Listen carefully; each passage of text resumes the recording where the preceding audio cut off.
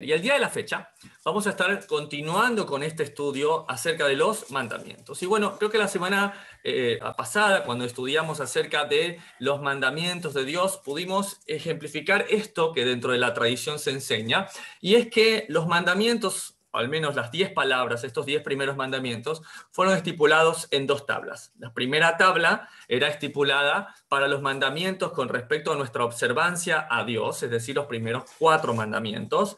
Dios es el primero, ¿sí? No hay otros ídolos, el cuidar nuestra boca, el testimonio que somos del Señor, no llevarás o no portarás el nombre del Señor tu Dios en vano, el mandamiento de guardar el día de reposo, el mandamiento de honrar padre y madre, que fue el último que estudiamos, y que le doy gracias a mi hijo, que estuvo conmigo en ese estudio, y que bueno, como siempre, aquí están mis hijos acompañándome, y donde él bien decía que fueron estipulados de esta manera porque la primera tabla habla sobre nuestra relación con Dios, y la segunda tabla, a partir del 5.º mandamiento, ¿sí?, habla de nuestra relación con nuestro prójimo. Y de hecho el Mesías lo dijo así en Mateo 22, 37, 39.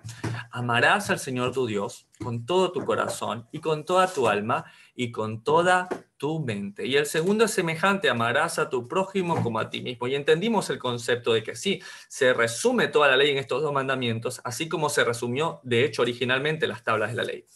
Sin embargo, el resto de los mandamientos, si bien este es el qué, el resto de los mandamientos es el cómo amar a mi prójimo. Y ahora, entendiendo cómo debo amar a mi prójimo, continuamos con los mandamientos. Y justamente hoy quiero darle gracias a Dios por la vida de mi esposa Maru, está aquí al lado y se las acerco un ratito para que la vea. Mi querida amada esposa Maru, ya 10 años, amor, ¿no? 10 años que estamos de casados y bueno, justamente ella está aquí siempre en los estudios, pero hoy como nunca antes quiero que esté sentada al lado mío. La puse también en el nombre de esta predicación, porque creo que lo que le va a dar sentido a este estudio es que ella sostenga mi mano y esté aquí a mi lado. Así que bueno, acompáñenme a Deuteronomio capítulo 5 y verso 17, donde dice en la continuación de los mandamientos: no matarás, no matarás. Y bueno, esta palabra en hebreo, no matarás, justamente es la palabra hebrea ratzaj, en el Strong H 7523, que dice despedazar, hacer pedazos, matar a un ser humano, especialmente asesinar. Y aquí este concepto es importante. Aquí habla de asesinato, de una ejecución sin un proceso legal o sin una justificación moral. Esto quiere decir, por ejemplo, en defensa propia. En ese momento no entra con respecto a lo de ratzak o lo de asesinar, si es en defensa propia.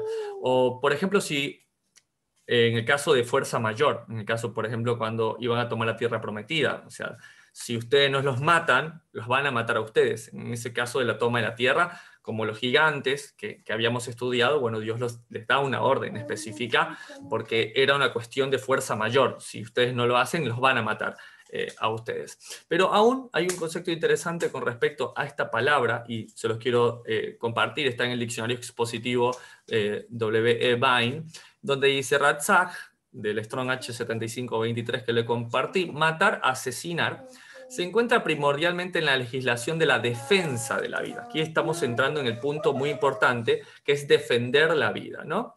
Y disposiciones en cuanto al asesinato. O sea, hay una diferencia entre matar por defender la vida y otra es asesinar. El decálogo expresa, o los 10 mandamientos, como lo dice el Vine, el principio general de una declaración sencilla, en la que se encuentra el primer ejemplo del verbo no matarás, en este caso no asesinarás, de Éxodo 20:13.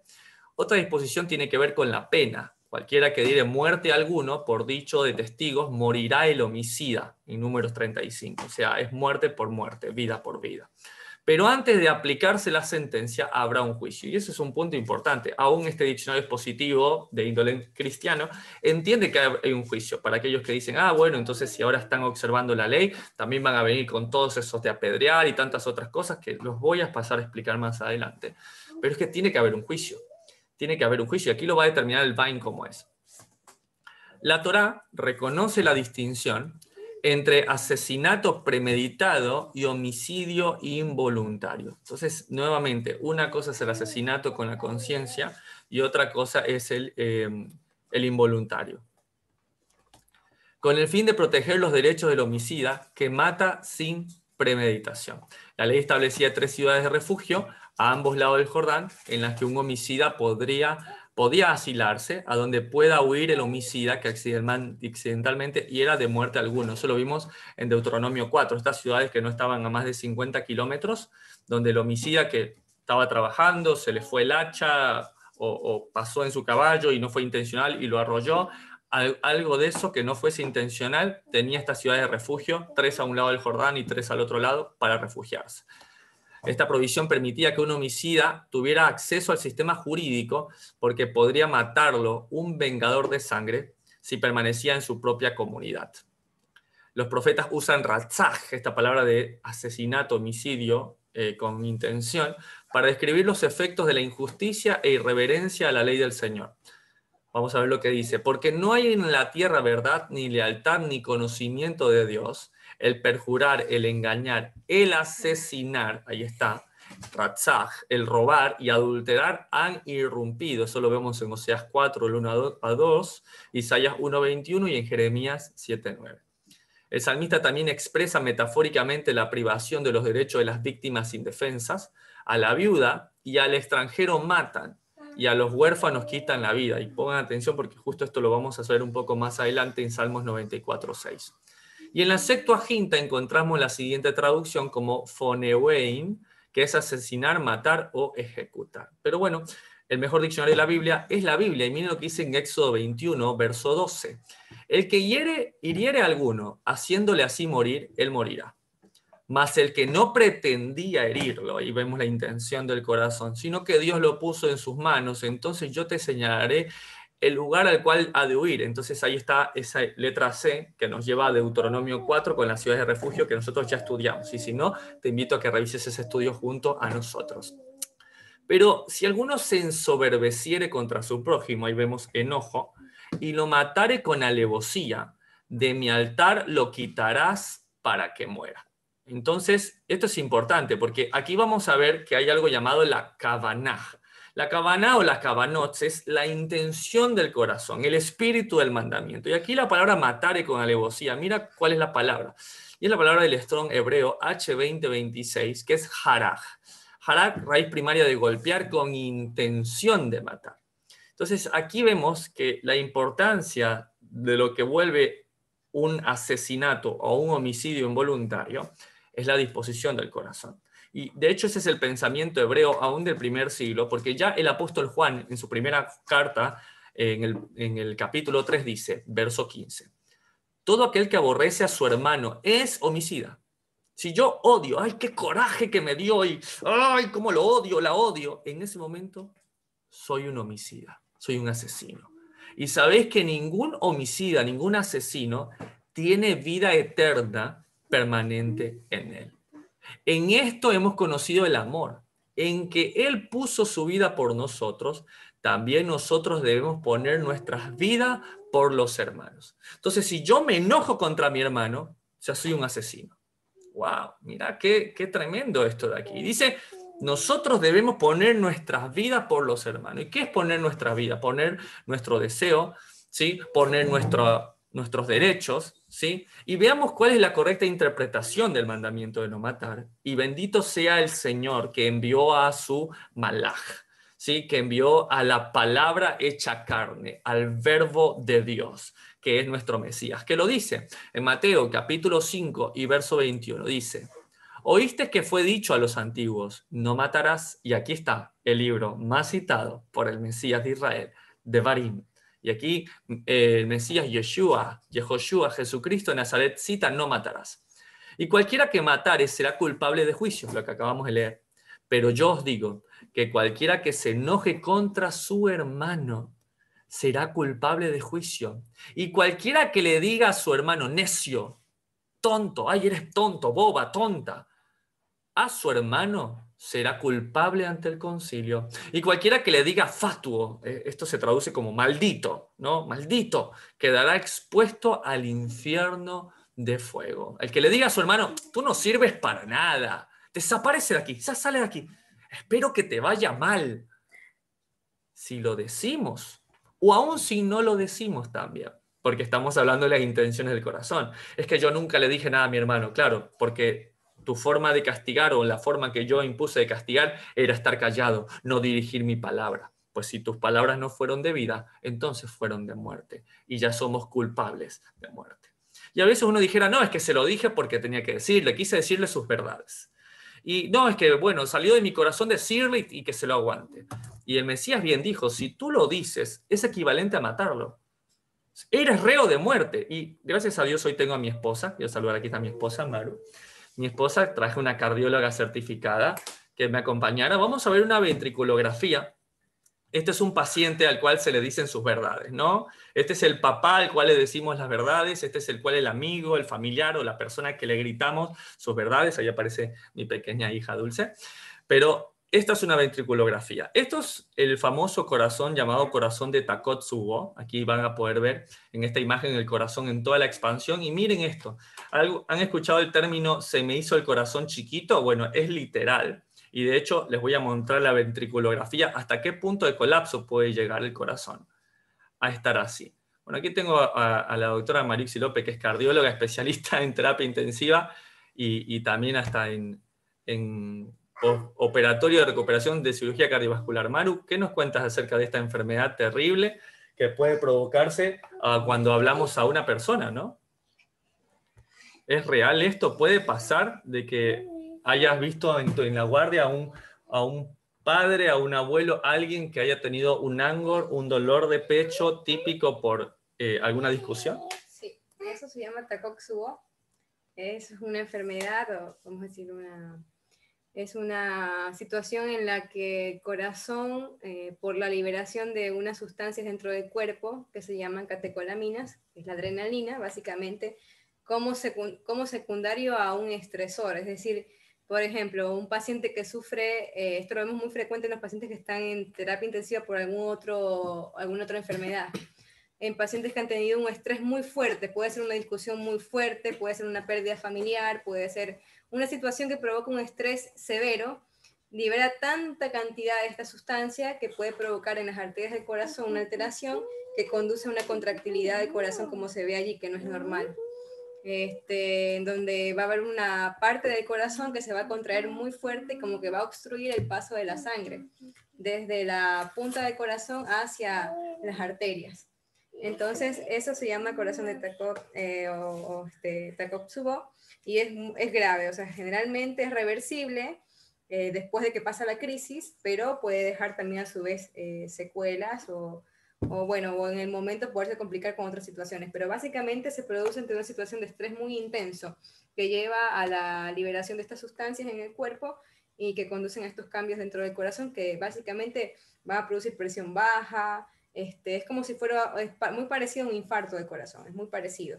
De hecho, por eso le llaman a esta enfermedad la enfermedad del corazón roto, ¿no? Sí. Típico cuando la gente dice, nadie se sí. muere por amor. Bueno, no Sí. es totalmente cierto. De hecho, estos estados de depresión o de estrés pueden provocar esta enfermedad. Y tiene este nombre por esta forma que tiene de esta vasija con la cual atrapan pulpos. Lo de corazón roto justamente lo decían, si mal no recuerdo de cuando hace tiempo había leído acerca de esto, era de que por las madres que perdían a sus hijos en la guerra, cuyos hijos eran soldados, entonces como que se quedaban con la esperanza y con la angustia de que su hijo se iba a la guerra, entonces se les rompía literalmente el corazón. Entonces el corazón roto era por ese estrés tan grande o angustia tan grande por su hijo que no sabía si moría, vivía o qué estaba pasando su hijo en ese momento, que literalmente se producía un Takotsubo.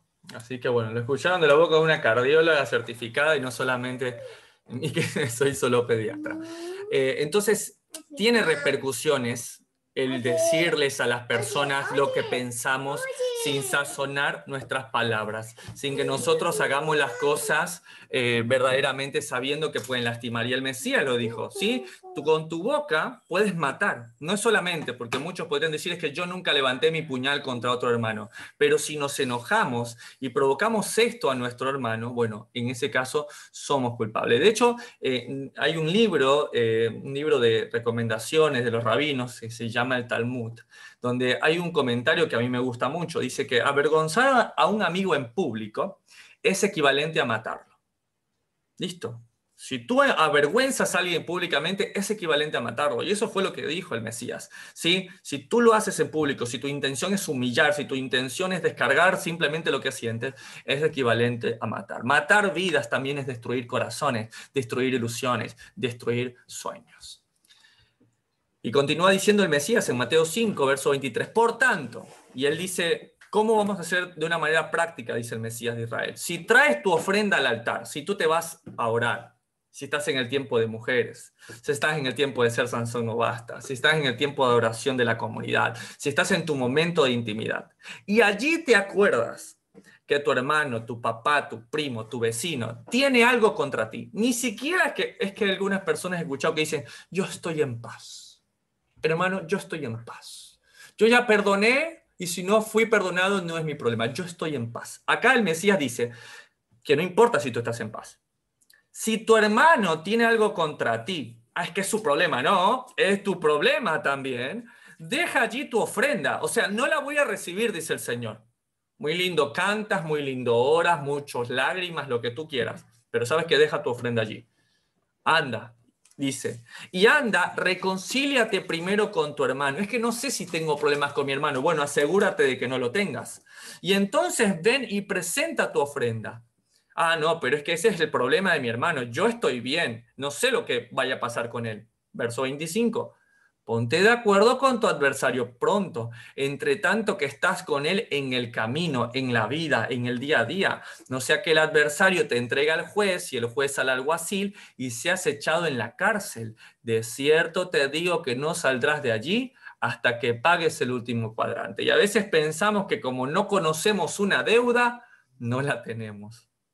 A veces creemos que como no conocemos una deuda, no la tenemos. Y a veces tenemos deudas con las personas. A veces hemos lastimado, herido, y tú dijiste, pero bueno, no fue tan importante, pero para esa persona tal vez sí lo fue. Porque el que la hace se olvida, más el que la recibe, nunca. Nunca. Ay, pero es que, ay, bueno, fue una broma. Y tú no sabes si esa persona lo lastimó. Entonces hay que cerciorarse. Es que yo le digo a esa persona, le digo negro, le digo flaco, le digo, y bueno, y tantas formas que tenemos a veces de hablar a las personas. ¿Le hemos preguntado a esa persona si le gusta? Es que le digo a mi papá viejito. Y le hemos preguntado a nuestro padre, papá, ¿te gusta que te llame viejito? A veces queremos tantas cosas dadas como por sentados con respecto a ello. Y tenemos que ponernos de acuerdo si hemos lastimado. No sea que vengan y nos echen a la cárcel y paguemos hasta el último cuadrante. Y el Mesías quiso ejemplificar eso con una parábola. Dice que había un hombre que debía muchísimo al rey, pero impagable, muchísimo, miles y miles de denarios. Entonces él le dijo, mira, te tengo que echar a ti a la cárcel, vender a tu esposa y vender a tus hijos, vender tu casa y todo, y ni aún así me pagas.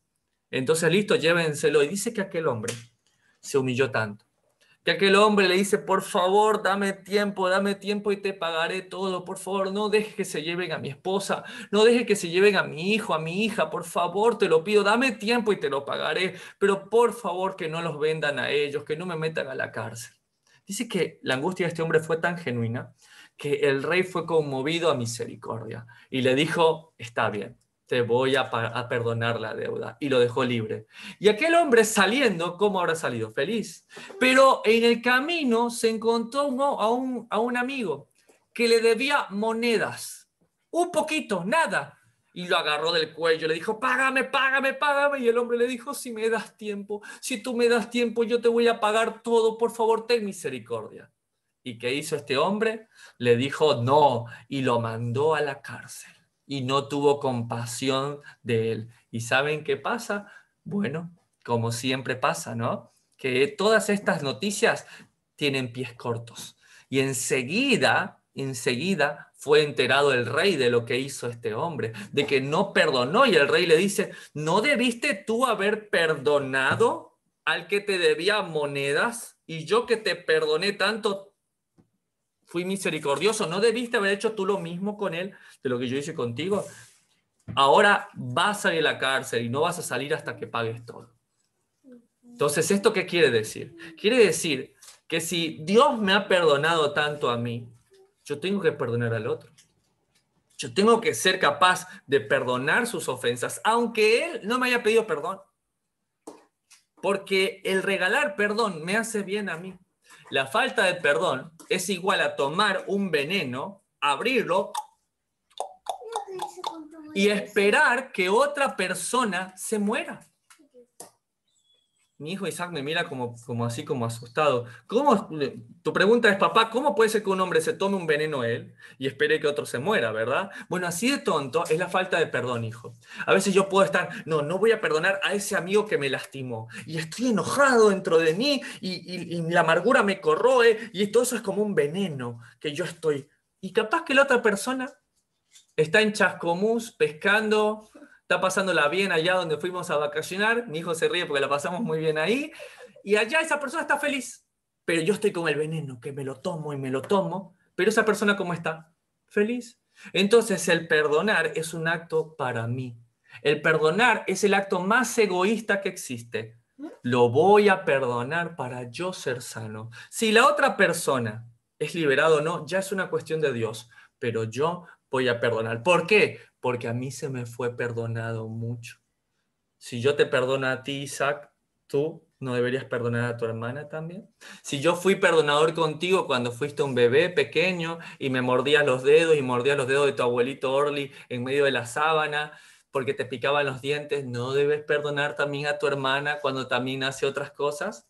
Porque el que perdona será perdonado. Pero tú podrás decir, dame otra razón para no odiar, para no matar, para amar. Y eso está en Génesis capítulo 9, donde dice, el que derrame sangre de hombre, verso 6, por el hombre su sangre será derramada, porque a imagen del Señor es hecho el hombre. ¿Qué quiere decir? Tú, Isaac, eres hecho a la imagen de Dios. Mi esposa es hecha a la imagen de Dios. Y mi hija Dulce es hecha a la imagen de Dios. Eso quiere decir que ya eso es suficiente para yo no andar odiando. Porque si no estaría odiando a Dios.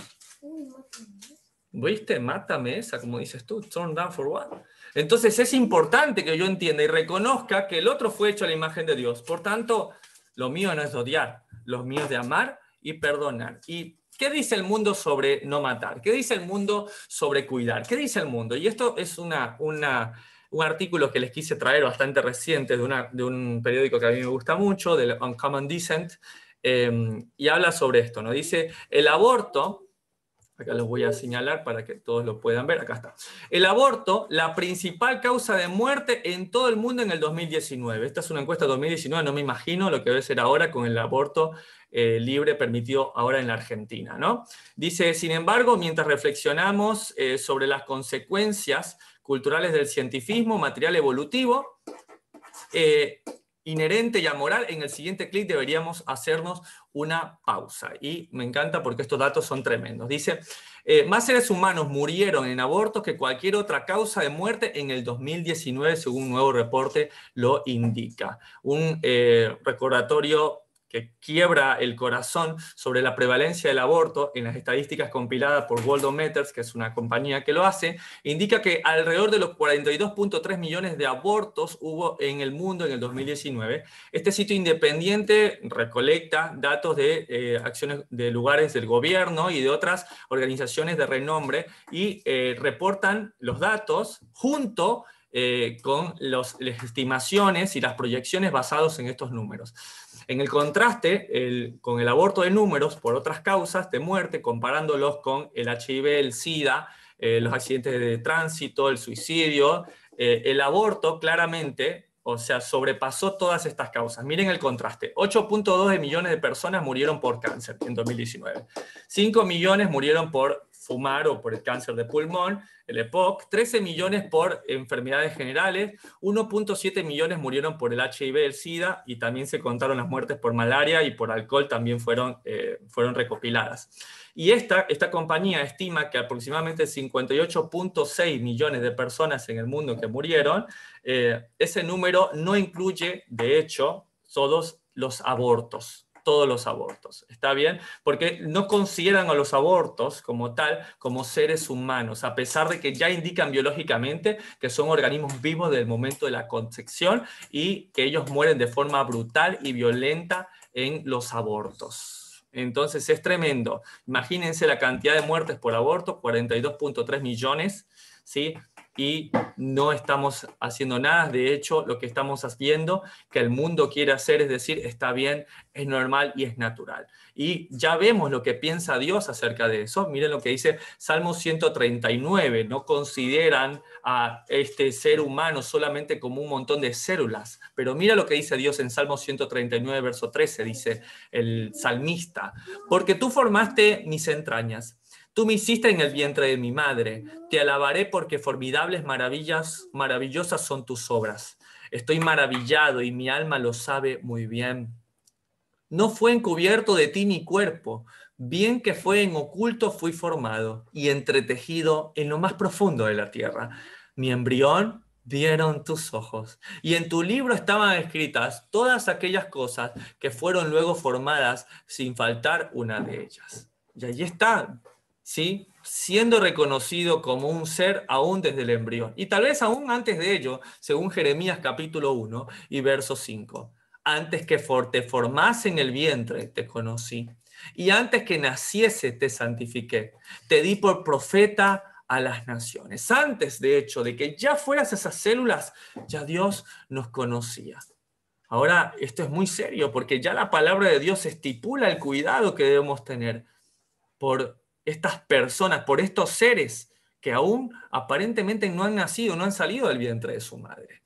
Verso 22, Éxodo 21, dice así: si algunos riñeren e hirieren a una mujer embarazada, y ésta abortare, pero sin haber muerte de la madre, serán penados conforme a lo que le impusiera el marido de la mujer y juzgaran los jueces. Y esto es interesante, porque esta es una muerte de manera accidental.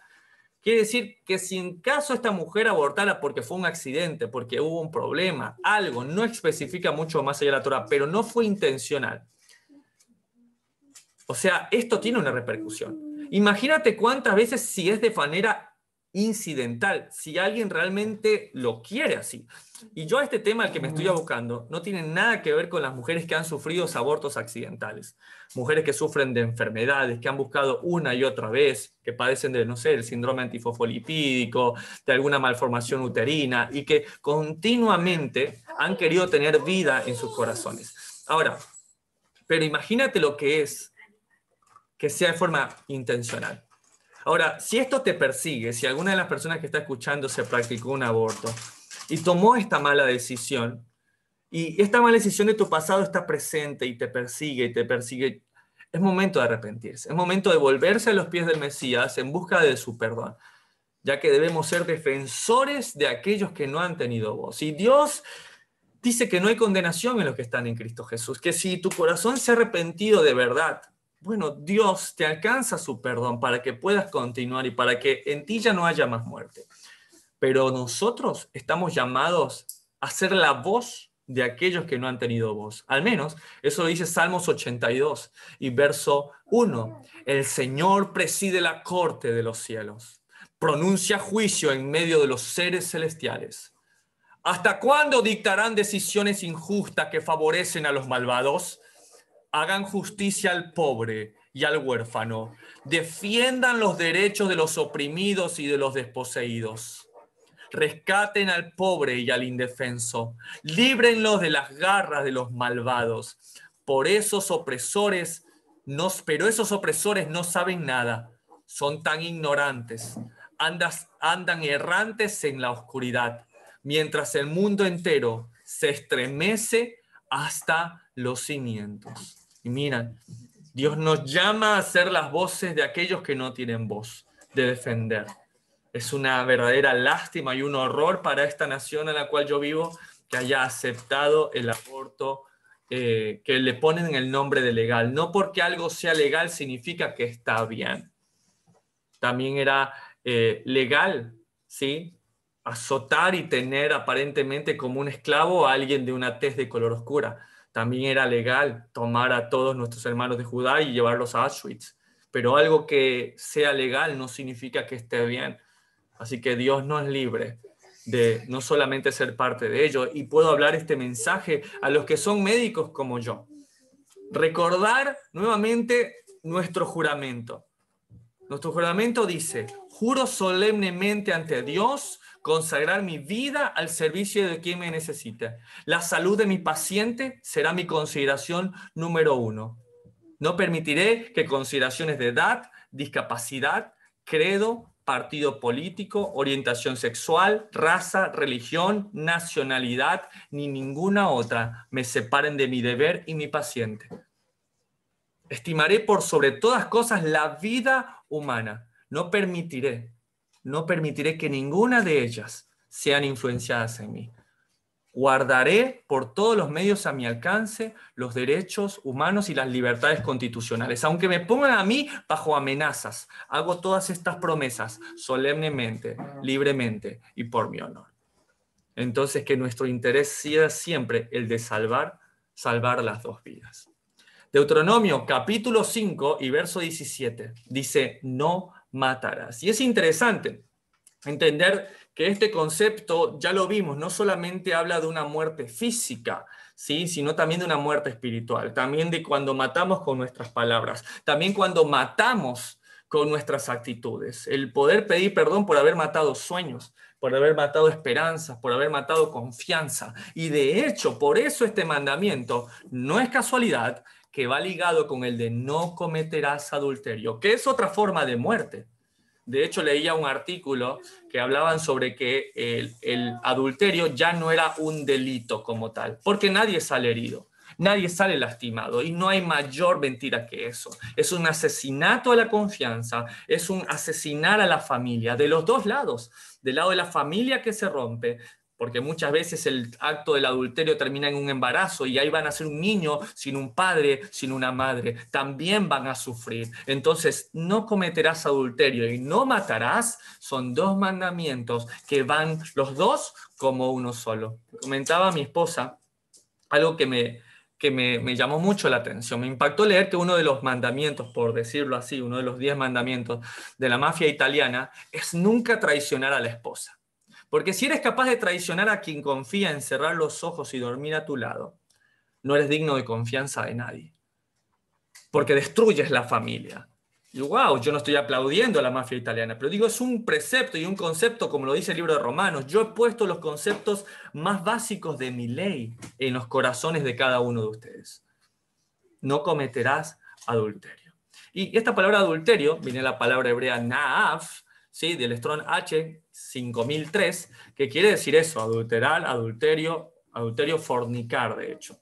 Ahora, este concepto de adulterar, yo quisiera llevarlo como lo he venido aprendiendo con mis hermanos de ser Sansón. No basta, estudiando los proverbios. Y allí vemos a un Salomón en Proverbios 6 hablando de este tema de una forma magistral. Dice así, 20 de Proverbios 6.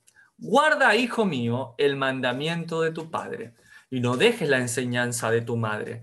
Átalos siempre en tu corazón, enlázalos a tu cuello. Te guiarán cuando andes, cuando duermas te guardarán. Hablarán contigo cuando despiertes. Porque el mandamiento es lámpara y la enseñanza es luz. Y camino de vida las reprensiones que te instruyen, para que te guarden de la mala mujer, de la blandura de la lengua de la mujer extraña. La mujer extraña habla con una palabra dulce que atrae. Parece que lo que dice es lindo, es atractivo. ¿Y qué es una mujer extraña? Querido hijo, aquí en el libro de Proverbios hablan dos mujeres. La mujer extraña, ¿sí? Y la mujer extranjera. La mujer extraña es la que no pertenece a ti, sino a otro hombre que está casada. Y la mujer extranjera es la mujer que está fuera del pacto del Señor. Una mujer extranjera, fuera del pacto del Dios de Israel. Verso 25, no codicies su hermosura en tu corazón. Mira, dice, no codiciar en tu corazón. Ni ella te prenda con sus ojos, porque a causa de la mujer ramera, el hombre es reducido a bocado de pan, y la mujer caza la preciosa alma del varón. Estuvimos con Isaac, pescando Isaac. ¿Y no? ¿Qué le poníamos al anzuelo nosotros? Le poníamos algo rico a los peces. Una carnada. Y vimos que de esa manera, con esa carnada que parecía rica, ¿qué había dentro de la carnada? Era como el pecado que alrededor es como rico, pero cuando lo muerdes anzuelo, muere. Así es, así es. Y hablamos de ese concepto, no sé si te acuerdas que te conté de cómo cazaban muchas veces a los lobos salvajes, A los osos. sí, a los osos salvajes también, cómo ponían un puñal y ahí en el puñal lo rodeaban con sangre y lo volvían en un bloque de hielo. Y ahí veía el oso o el lobo y olía esa sangre congelada y como no podía morder, la mía, y la mía, y la mía, hasta que en algún momento por el hielo la lengua se le anestesiaba. No sentía, eso provoca el hielo, que no sientas nada. Y empezaba a probar. Y cuando tocaba el cuchillo, no sentía que la lengua le cortaba. Y le empezaba a cortar. Y decía, rica, sangrecita caliente. Y empezaba a tomársela la sangre caliente. Pero adivina de quién era la sangre. De él mismo. Porque el cuchillo le cortaba su propia sangre. Y así moría desangrado. Y así es la mujer adúltera, ¿sí? Va a usar tu propio desdén para arruinarte. Va a usar tu propia curiosidad para destruirte, hijo mío. Te voy a poner otro ejemplo. Dice que una vez se acercó la liebre y le dijo a la zorra astuta, le dice, ¿cómo es que tú haces? Y dicen que siempre ganas. Y le dice, te invito a mi casa y ahí vas a ver. Y cuando la invitó a la casa, la zorra, dice que la liebre entró y ya tenía toda la comida lista, toda una olla lista con agua caliente. Y la liebre dice, ¿y quién va a cocinar? Y dice, yo, porque la comida eres tú. Y dice que la liebre le dijo, ahora entiendo lo astuta que eres y la necio que uno puede ser. Entonces, así es, hijo. No permitas ni siquiera escuchar, no codicies, no estés buscando en tu corazón ni a una mujer extraña, quiere decir, una mujer que no está soltera, una mujer que está en otros pactos, ni una mujer extranjera, una mujer que no está en los pactos y en los caminos del Señor. Pero como te dije un día, aquí tienes a tu padre, que si bien no te va a elegir tu esposa, pero te puede aconsejar para que escojas lo mejor. Verso 27, ¿tomará el hombre fuego en su seno sin que sus vestidos ardan? Y esa es una pregunta que les hago muchas veces a los varones. ¿Puedes jugar con fuego sin quemarte? ¿Andará el hombre sobre brasas sin que sus pies quemen? Así el que se llega a la mujer de su prójimo, una mujer extraña, no quedará impune ninguno que la tocare. Impune quiere decir, Isaac, que te va a costar algo. Te va a costar la vida física, porque un hombre que es celoso es capaz de matar. Te puede costar la vida espiritual, porque ya no va a confiar en ti ni tú mismo. Rompes tu relación con el Señor. ¿Te acuerdas cuando un día estábamos en la guardia y yo te pregunté qué era lo que más te impactaría con respecto a si te lastimaría o no que yo me acostase con otra mujer?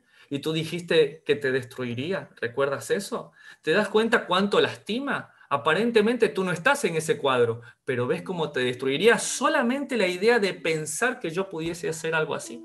Quiere decir que el adulterio cuesta algo físico, porque ese hombre que es el esposo me puede matar, puede costar algo espiritual o de confianza, porque tú ya no me vas a ver igual. Sí, hijo. Como le pasó a un amigo tuyo. Bueno, así como puede pasar a muchas personas, les puede pasar de esto. Y esto es real. Y de hecho, esto es muy real. Y a este amigo que le pasa justamente es a David. Míralo a David, que es el que le está enseñando a Salomón. Pareciese que Salomón debió haber aprendido de su padre. Su padre que un hombre conforme al corazón de Dios, claro que sí, pero hubo un momento oscuro en la vida de David, en la cual él hizo literal lo que hablaba este hombre Salomón en los proverbios, codició en su corazón y en su corazón adulteró con esta mujer llamada Betsabé, justamente con su propia madre. Y ahí es algo interesante, hijo. ¿Te acuerdas cuál es el mayor regalo para un mandamiento? Obedecer otro mandamiento. Ese es el mayor regalo. Cuando tú obedeces un mandamiento, Dios te regala otro mandamiento. Bueno, de igual manera es así. Un pecado te lleva a otro pecado. Cada pecado te lleva a otro pecado. Y así, el pecado de transgredir, de mentir, luego de matar, todo lo que tuvo que pasar el rey David. Aún su hijo empezaría bien. Si tú ves la vida de cómo empieza Salomón, empieza bien, hijo, escuchando la palabra de Dios, siendo separado, consagrado para esto. Pero este adulterio, hijo, sería el talón de Aquiles. Aún del famoso Salomón, aún del hombre más sabio. Y alguien me dijo el otro día, y te quiero comentar eso, ¿no? Me dijo, Tú dices que Salomón fue el hombre más sabio sobre la tierra. Y la verdad no lo digo yo, lo dice la Escritura, lo dicen todos los libros que escribió y la gran sabiduría que podemos aprender.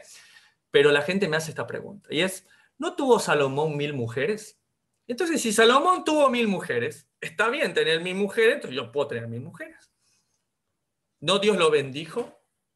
¿No Dios lo hizo aparentemente fructífero? ¿No le fue bien y fue uno de los hombres más ricos sobre la tierra? Y eso es conocer solo la historia que nos conviene. Eso se llama ser versiculistas. Eso es solo tomar una parte que nos conviene. Porque la historia real está en Primera de Reyes 11, donde dice en el verso 1, pero el rey Salomón amó, además de la hija de Faraón, a muchas mujeres extranjeras.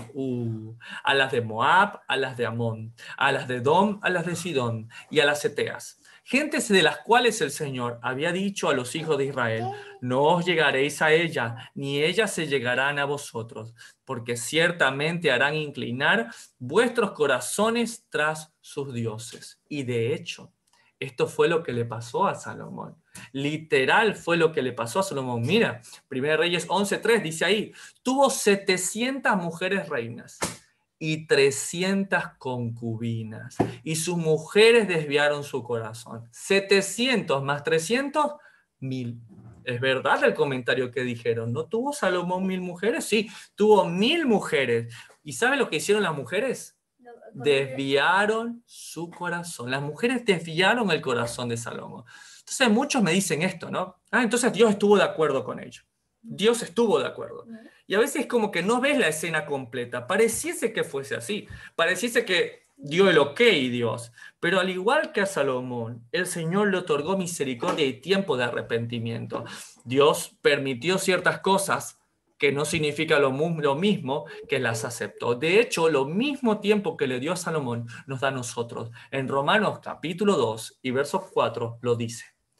¿O menospreciáis la riqueza de su benignidad, paciencia y longanimidad, ignorando que su benignidad te guía al arrepentimiento? ¿Qué quiere decir? Que Dios siempre nos da benignidad. ¿Qué es benignidad? Pensar lo mejor de las personas. Pensar tal vez no lo hace por una mala intención. Eso es un mandamiento. Siempre pensar lo mejor de las personas. Y bueno, y si me está costando pensar lo mejor de las personas, voy y hablo con esa persona, pero no permito que mi mente divague. Paciencia, el saber esperar. Y longanimidad. Longanimidad es siempre tener una actitud que hasta el último momento, tú esperas lo mejor de las personas.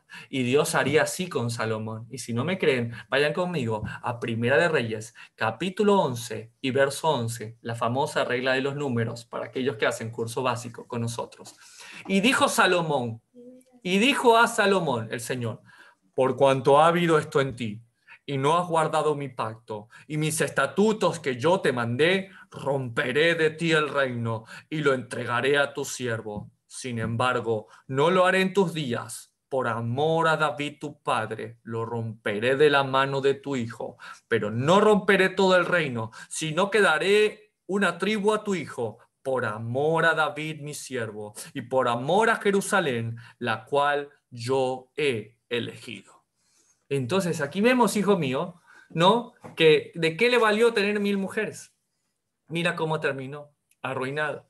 Cada vez que he visto la historia de un hombre en la Biblia que tuvo más de una mujer, le ha ido mal. Cada vez, con cada hombre que tuvo desde Abraham, al estar con la esclava, le fue mal. ¿Sí? David le fue mal. Salomón le fue mal. Cada hombre. ¿Sí? Jacob, cada hombre que tuvo lío, tuvo problemas. Siempre el tener más de una esposa es un problema. Nadie tenga más de una sola esposa, que beba de cada uno de su cisterna. Y acá viene el castigo, hijo. Y esta parte quiero que lo escuchen bien aquellos hombres que dijo, pero es que pero Salomón era muy sabio y Dios lo dejó tener 1000 mujeres. Mira, Dios le dio tiempo para arrepentirse y mira lo que le pasó. De hecho, no solamente que le rompe el reino, sino que le llega una gran maldición. La peor maldición de la vida, ¿sobre quién es? Sobre los hijos, gracias, esposa mía. Sobre los hijos. Esa es la peor maldición. Así como lo vimos la semana pasada cuando estudiamos acerca de honrar padre y madre, cómo se maldijo a Canaán en vez de a Cam. Es la peor maldición. Yo no quiero jamás que te maldigan a ti, hijo. ¿Sí? Pero así es como funciona Dios. Así como mis bendiciones te alcanzarán. Mira lo que le pasa acá en el verso 13. Dice, por amor a David, mi siervo, le dejó una tribu más, no lo rompió en su tiempo, porque la bendición del hijo es alcanzada cuando tu padre hizo las cosas bien. Y Dios le dice, ha habido esto en ti, no guardaste mi pacto. Dios dio su pacto en Deuteronomio capítulo 17 y verso 14. Dice así, cuando hayas entrado en la tierra que el Señor te da y tomes posesión de ella y la habites y digas, pondré un rey sobre mí como todas las naciones que están en mis alrededores, ciertamente pondrás por rey sobre ti al que el Señor escogiere. De entre tus hermanos pondrás rey sobre ti, no podrás poner sobre ti a hombre extranjero que no sea tu hermano. Y ahí está dando las instrucciones para un rey. Y Salomón viene perfecto. Dios lo eligió, ¿sí? Era un israelita y va perfecto. Verso 16, pero él no aumentará para sí caballos ni hará volver al pueblo de Egipto con el fin de aumentar caballos, porque el Señor os ha dicho, no volváis nunca por este camino. Y no lo voy a explicar más porque eso es parte del curso básico. Pero mira el verso 17, ni tomará para sí muchas mujeres porque en su corazón no se desvíe, ni plata ni oro amontonará para sí en abundancia.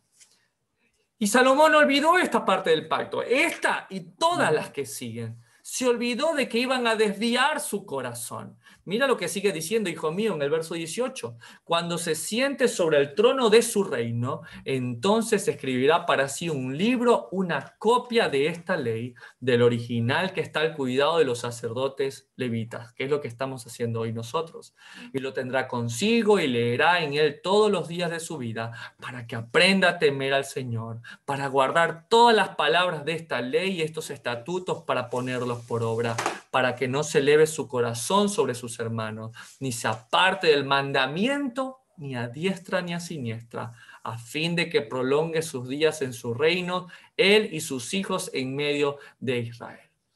Y aquí vemos que da los lineamientos para un rey, y que estos lineamientos los rompe Salomón. Hermano, pero hasta un capítulo antes había venido la reina de Saba y le había contestado, y sí, así es Dios. ¿No te ha mostrado a ti y a mí longanimidad? ¿No nos ha mostrado benignidad y paciencia a límites que uno no alcanza a entender? Porque a veces creemos que porque no vino el castigo inmediato es porque estamos haciendo las cosas bien. Y no, es porque Él termina siendo fiel casi hasta límites impensables. Pero ¿saben qué? ¿Por qué les he hablado esto de aquí? Porque quiero que entiendan algo. Que aún estos hombres como Salomón cayeron en brazos de una mujer. Aún David mismo, su padre, cayeron en brazos de una mujer. Aún tantos otros pueden perderlo. Por eso hay que cuidar algo más que solamente el acto mismo del adulterio. Hay que cuidar los corazones. De hecho, eso lo dice el Mesías, la palabra de Dios hecha carne, en Mateo capítulo 5, verso 27. Oísteis que fue dicho, no cometerás adulterio. Ahí está, Deuteronomio, Devarim, el libro más citado por el Mesías. Pero yo os digo que cualquiera que mira a una mujer para codiciarla, ay, yo quiero que sea mía esa mujer, ya adulteró con ella en su corazón. Por tanto, si tu ojo derecho te es ocasión de caer, sácalo y échalo de ti, pues mejor te es que pierda uno de tus miembros y no que todo tu cuerpo sea echado al infierno. Si tu mano derecha te es ocasión de caer, córtala, échala de ti, pues es mejor que se pierda uno de tus miembros y no que todo tu cuerpo sea echado al infierno. Y lo voy a empezar a parafrasear con algo actual que hasta mi hijo va a poder entender. Y es, si Facebook te es ocasión de pecar, si Facebook te está quitando el tiempo para orar, arráncalo. Es mejor estar sin Facebook, pero tener tiempo para Dios. Si Netflix, si los canales de televisión te están quitando el tiempo para dedicarte a honrar a tu padre, a tu madre y a las cosas de Dios, te está quitando el tiempo, sácalo. Es mejor no ver Netflix, es mejor no estar en esos programas, pero honrar a Dios. Si YouTube, si los videojuegos, si algo de lo que estás teniendo a la mano, que son tus ojos, que lo que ves, tus manos y lo que haces, te quita el tiempo, hijo, para hacer lo que le agrada a Dios, arráncalo. Es mejor estar sin eso que estarte dedicada a esas cosas que nada aprovechan y que pueden lastimar el corazón de Dios. Y esto tiene que ver hasta niveles más altos, y le hablo a los varones de ser Sansón, no basta. El hecho de el pecado del hombre entra por la vista.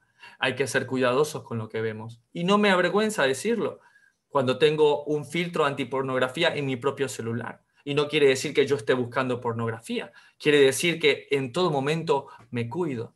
En todo momento es ese para mí una gran alegría. Porque el que esté firme, mire que no caiga. El tener a mi esposa a mi lado, que hace preguntas que son preguntas como en un gris tremendo de película, cuando me dice, has cuidado tus ojos, eres fiel, y con gran alegría puedo decirle gracias. Gracias porque lejos de ofenderme una pregunta como esa, me doy cuenta de que está cuidando de mí, que quiere ser mi escudera. Claro que sí.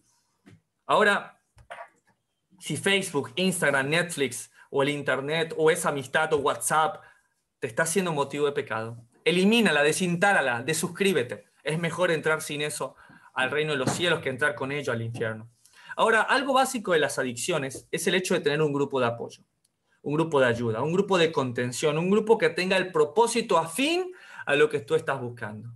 Así que no es solamente quitar eso donde tu mente divaga, sino también dedicarla a lo importante. Y es ahí donde queremos ofrecerte nuestra ayuda, a que seas parte de Sucat David, Buenos Aires. Que seas parte de este tiempo donde oramos, donde cantamos, donde alabamos, donde podemos estudiar la palabra de Dios juntos, donde hermanos que no sabemos mucho, que lo que queremos es compartir lo que Dios ha hecho con nuestra vida, estamos. No vengas a buscar personas perfectas porque no la vas a encontrar. Vas a encontrar pecadores que anhelan ser perfeccionados. Vas a encontrar gente que quiere aprender más de la palabra de Dios, a los cuales bendigo y doy gracias, porque esta es la familia que Dios me ha dado. Ahora, si lo tuyo también es además siendo una mujer que necesita ser escuchada, no te pierdas los momentos de mujeres de oración. Mujeres orando por mujeres, un grupo cerrado donde no solamente estudian la palabra, sino que oran, meditan y pasan tiempos de intimidad. Ahí en interno te podemos pasar el link para que seas parte de estos maravillosos tiempos. O tal vez eres un varón que le cuesta abrirse en tiempos de más aperturas generales, te invitamos a que seas parte de Ser Sansón, no basta. Un tiempo donde examinamos nuestros defectos y aún vemos nuestras virtudes. Es un lugar donde entendimos que no necesitas irte a la cama con otra mujer para ser infiel. Con chatear a escondidas, borrar los mensajes y mentir, ya lo eres. Así de brutal es esto. Así de importante es entender que ser Sansón no basta. No le alcanzó a Sansón su fuerza, su llamado, su santidad aún desde el vientre, porque no cuidó sus ojos. Y no fue hasta que literal le sacaron los ojos cuando cumplió su llamado. Te invito a que hoy puedas hacer un pacto con nosotros. Un pacto como el que hizo Job, por ejemplo. Un pacto como el que hizo Job en Job 31. Acompáñame, por favor. Verso 1 de Job 31. Hice un pacto con mis ojos. ¿Qué te parece si cuando lo lees conmigo como si hablases de ti? ¿Qué tal si dices en este momento Lincoln, Maru, Isaac, Dulce, José, Nati, David, Ceci? Amigos, si todos juntos hacemos este pacto diciendo, yo hice un pacto con mis ojos de no mirar con codicia sexual a ninguna joven. Pues, ¿qué ha escogido para nosotros el Dios del cielo? ¿Cuál es nuestra herencia del Todopoderoso en las alturas? Y le comentaba a Maru lo mucho que me impactó el pacto que había hecho Job. Y dice así en el verso 3, ¿no es calamidad para los malvados y desgracia para quienes hacen el mal? ¿No ve el Señor todo lo que hago y cada paso que doy? En el verso 9 dice, si mi corazón ha sido seducido por una mujer, o si he codiciado a la mujer de mi prójimo, entonces que mi esposa sirva a otro hombre y que otros hombres se acuesten con ella. Yo me quedé y le decía a mi esposa cuando lo leí, creo que enseguida te llamé, le dije, Maru, porque es mi compañera de estudio, pero le decía, Maru, esto me impactó. Así de serio ve Job el hecho de transgredir y de codiciar y del adulterar. O sea, ese es un compromiso que deberíamos como hombre tenerlos claros. Yo jamás quisiera esto para mi familia. Entonces, si yo no lo quiero, que sea este el pacto de Job con mi vida, porque sé lo que puede pasarme. Y ahí vemos tantas cosas que pasan, ¿no? Matrimonios y el adulterio y tantas cosas que ocurren justamente por esto, por no respetar este mandamiento. Continúa diciendo Job en el verso 11, pues la codicia sexual es un pecado vergonzoso, un delito que debe ser castigado. Es un fuego que arde todo el camino hasta el infierno. Arrasaría con todo lo que poseo. Ahí está. Entonces, amada familia, ¿sí? Hemos hablado con detenimiento de las consecuencias, de lo terrible y de cómo Dios ve el adulterio, ¿sí? Y cómo no pasar por alto uno de los pasajes más importantes que hablan sobre el adulterio, ¿sí? Justamente, y que a veces dentro de las raíces hebreas es muy criticado. Es el de Juan capítulo 8, que dice así, verso 2. Y por la mañana volvió al templo y todo el pueblo vino a él y sentado él les enseñaba. Entonces los escribas y los fariseos le trajeron una mujer sorprendida en adulterio y poniéndola en medio le dijeron, maestro, esta mujer ha sido sorprendida en el acto mismo del adulterio. No sé cómo hicieron, seguramente estaban mirando, seguramente estaban espiando, porque ellos aseguran haberla encontrado en el acto mismo del adulterio.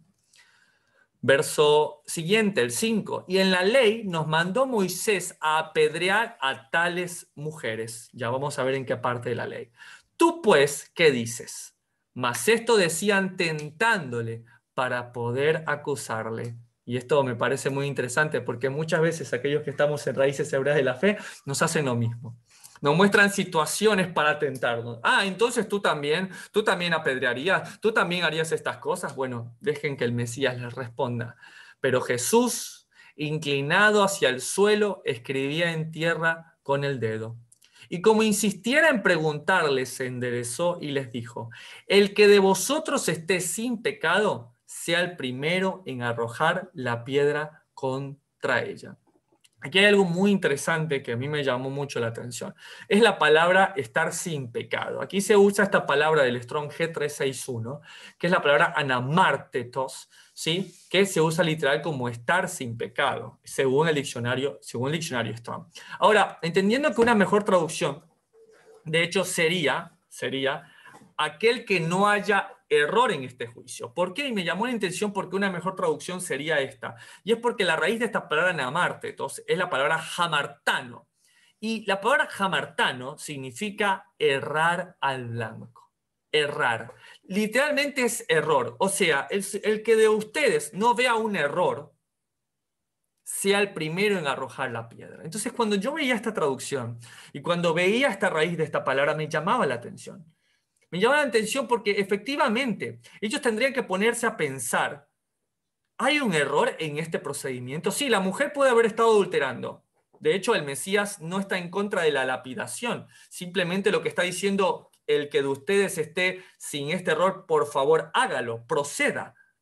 No dice no proceda. Algo interesante, entonces, es que queda de lado de que los que se están saltando un proceso judicial son ellos, porque se están saltando el proceso de los jueces de Israel. No fue llevada ante un concilio, estaban llevándola para tentarlo a él. Entonces, primer error en este proceso judicial, no estaban ante jueces de Israel. Ellos querían hacerse pasar por jueces. Bueno, se quieren hacer pasar por un juez. Bueno, ¿qué más? ¿Qué más tiene de mal específicamente este error en este juicio? ¿Sí? Ahora, porque se ha enseñado por mucho tiempo, ¿no? De que Jesús los conmovió y que, bueno, Jesús les vio el alma. Y yo no estoy disintiendo eso. Yo totalmente creo que Jesús puede ver los corazones y que todos somos conmovidos por su mirada. Sin embargo, yo creo que no lo hicieron no solamente porque se dieron cuenta de que tenían pecado, ¿sí? Porque la verdad es que los jueces son pecadores, pero que de todas maneras deben juzgar. De hecho, siempre va a haber alguien que juzgue, aunque sea un pecador. Eso lo dice Eclesiastés, capítulo 7 y verso 10, que estamos estudiando en Los varones de ser Sansón no basta. Ciertamente no hay hombre justo en la tierra que haga el bien y nunca peque. O sea, quiere decir que este conocimiento, claro que lo tienen estos escribas, claro que los tienen estos fariseos. Entonces, tal vez Jesús está yendo, y esta es una teoría mía, quiero ejemplificarlo, aquellos que se sientan contentos con la interpretación de que Jesús vio su corazón y ninguno de ellos se sintió porque todos somos pecadores y por eso tiraron la piedra, está bien. Yo respeto eso y es una hermosa interpretación. Simplemente te pido que puedas escuchar lo que me da a mí el traspiés para pensar esto. Y es que, claro que tenían el conocimiento de que como jueces puede haber pecadores, pero tienen que ejercer justicia. Es algo simple, sencillo, que ellos lo tenían en cuenta. Pero en lo que radicaba la exhortación contundente para mí es de parte del Mesías con el error, con el anamártetos, en el procedimiento que llevaban a cabo, en que no estaban juzgando sabiamente. ¿Por qué? Porque traen una mujer y se la colocan allí. No hay un concilio. No están los jueces de Israel. Ellos se querían hacer jueces. Además, la mujer está sola. Y mira lo que dice Deuteronomio 22. Si fuere sorprendido alguno acostado con una mujer casada con marido, ambos morirán. Ambos morirán. El hombre que se acostó con la mujer y la mujer también, así quitarás el más de Israel. Pero resulta que a esta mujer la traen sola, pero no se supone que la encontraron en el acto mismo del adulterio. ¿Qué hicieron con el otro hombre? ¿Lo liberaron? Y esto es una impresión mía, ojo, ¿no será que uno de ellos mismos fue el que la sedujo? ¿No habrá sido uno de ellos mismos que además de seducirla, mentirle, pagarle, acostarse con ella estando él casado? ¿No será que ellos mismos se estaban mirando? ¿No será que ellos mismos estaban lucubrando y con lujuria miraban a la mujer mientras adulteraba? Verso 23 de Deuteronomio 22. Si hubiera una muchacha virgen desposada con alguno y alguno la hallare en la ciudad y se acostare con ella, entonces los sacaréis a ambos a la puerta de la ciudad y los apedrearéis y morirán. Entonces aquí ya vemos un error indefectible en el juicio de esta mujer. Hay un anamártetos aquí totalmente. Están trayéndola, no hay un juicio previamente, no están los jueces de Israel, no están los dos implicados y de hecho tienen que estar hasta aún los testigos. Y es importante que recuerden los testigos porque van a ver que después, ante el mayor juez de todos, luego no queda nadie. Ahora, de aquí se toma el famoso tema, ¿no? Para aquellos que estamos en raíces hebreas de la fe, guardando Torá, guardando los mandamientos, guardando el día de reposo. Y dice, estás guardando la ley. Entonces, ¿por qué no sales a matar con piedras? ¿No? Un argumento totalmente, se puede decir hasta farisaico en el aspecto de querer tentar al hermano, de querer buscar la discusión con el hermano. Y hay que entender primero el contexto. El primer contexto es que lo que estamos viendo en Juan es de un pueblo santo. Es de un pueblo santo, es de un pueblo escogido, es en el templo, además. Es el equivalente a una charla de Jesús y los fariseos dentro de una congregación cristiana, de gente que dice ser creyente, de gente que dice estar toda dentro de un solo pacto. ¿Por qué? Porque a los de afuera Dios los va a juzgar. Yo no puedo salir a apedrear a gente afuera. En primer lugar, porque a los de afuera los juzga Dios. O sea, primero el contexto. El contexto de Juan 8 es un contexto del templo, personas del pueblo de Dios que están en pacto de la Torá. A los de afuera Dios los va a juzgar. Yo no tengo por qué meterme con la gente de afuera. Es que tal cantante hizo y es que el de acá, es que el de allá. A mí no me interesa. De hecho, 1 Corintios 5, ¿sí?, muestra un desenlace así. Justamente, la gente veía a los de afuera y decía, yo con eso no me justo porque son pecadores. Pero dentro de la congregación había uno que hacía las cosas mal. Bueno, pero es hermanito. Y mira lo que dice el apóstol Pablo. 11. Más bien os escribí que no os juntéis con ninguno que, llamándose hermano, fuere fornicario o avaro o idólatra o maldiciente o borracho o ladrón. Con el tal ni aún comáis. Con el tal ni aún comáis. ¿Sí? Entonces el contexto del que está hablando aquí no tiene nada que ver, ¿sí?, con alguien que está fuera de la Torá. Entonces el apóstol Pablo dice, yo no voy a andar juzgando a los que están fuera de la Torá, son los que están dentro de ella. Y mira lo que dice más adelante. Porque ¿qué razón tendría yo para juzgar a los que están afuera? ¿No juzgáis vosotros a los que están adentro? Porque a los que están afuera, Dios juzgará. Quitad pues a ese perverso de entre vosotros. Y mandan a sacar a ese adúltero de la congregación. Ahora, los de afuera los va a juzgar Dios. ¿Cómo los juzgará? Bueno, la Escritura nos dice, nos da indicios que por sus obras recibirán su retribución. Ni siquiera habla de su castigo. Habla que van a ser retribuidos por sus obras. Entonces, el primero es el contexto, es el pueblo de Israel, pueblo de creyentes, es decir, un pueblo equivalente a gente creyente. No habla de gentiles, romanos, mundanos, eso en primer lugar. Segundo, que entendiendo esto, si yo estoy fuera de la soberanía de Israel, digas Israel no como el país usurpado que está bajo opresión y que ya lo estudiamos en Apocalipsis, cómo va a ser limpiado de sus tradiciones y políticas de este mundo. Hablo del Israel celestial, del Israel de Dios, del ideal de Dios, que anhelamos, entiéndase, que bendecimos a la tierra de Israel y a nuestros hermanos por quienes oramos, para que les sea abiertos sus ojos de que Jesús es el Señor. Ahora, si yo estoy viviendo fuera de una jurisdicción legal, existen ciertas partes de la Torá que están vigentes, pero que no son aplicables. No es lo mismo decir que yo porque algo no lo puedo hacer, porque no es aplicable, no quiere decir que no esté vigente. ¿Sí? ¿Por qué? Porque vivimos en la diáspora, ¿sí? Porque son otras leyes las que no estamos viviendo. De hecho, cuando ellos viven en Babilonia, el Señor les dice, ¿saben qué? Vivan bajo las leyes de ese país. Hónrenme, pero vivan bajo las leyes de ese país. Y es así, uno trata con todo su ser. De hecho, por eso en Apocalipsis habla en los capítulos 21 y 22, que al final de todo este intento de nosotros por agradarle a Él igual nos va a dar una fruta.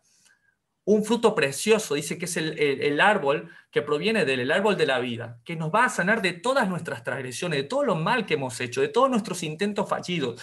Por agradarles, Dios nos va a dar de comer eso. Entonces, no es lo mismo decir que algo está abolido a algo que no sea aplicable, porque no hay templo, porque estamos fuera de la diáspora, ¿sí? Porque estamos fuera del Israel, porque no vivimos bajo un organismo teocrático, civil, jurídico, legal, penal como tal. ¿Está bien? Si quieres aprender un poco más de eso, te invito a que veas el estudio de vigentes y aplicables en la página de Generación Desafiante.